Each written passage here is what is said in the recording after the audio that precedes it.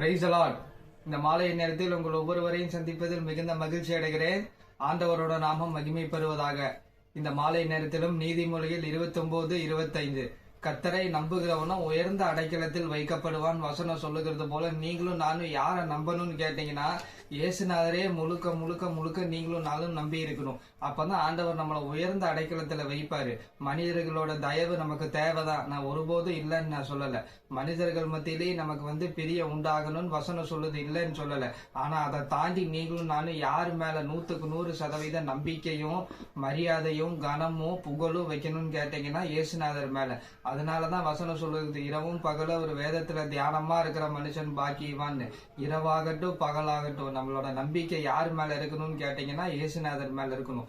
அப்படி இருக்கும்போது கண்டிப்பா ஆண்டவர் வெகு நாட்கள்ல உங்களை என்னையும் உயர்ந்த அடைக்கலத்துல வைக்கிறதுக்கு வல்லவரா இருக்கிறாரு. இந்த வசனத்தை கேட்கிற ஒவ்வொருவரும் ஆண்டவர்கிட்ட சொல்ல போற, ஆண்டவரே நான் முழுக்க முழுக்க முழுக்க முழுக்க நான் உண்மையவே நம்பி இருப்பேன், என் குடும்பம் உண்மையவே நம்பி இருக்கும். பாடுகள் வேதனை சோர்வு எது வந்தாலும் நான் உங்களையே நம்பி இருப்பேன் ஆண்டவரே. நீங்க என்னை என் குடும்பத்தையும் வெக்கப்பட விடாம உயர்ந்த அடைக்கலத்துல வைப்பீங்க ஆண்டவரேன்னு சொல்லி அனுதினமும் ஒரு பாதத்துல நீங்களும் நானும் இருக்க கத்துக்கொள்ளணும். தேங்க்யூ. God bless you.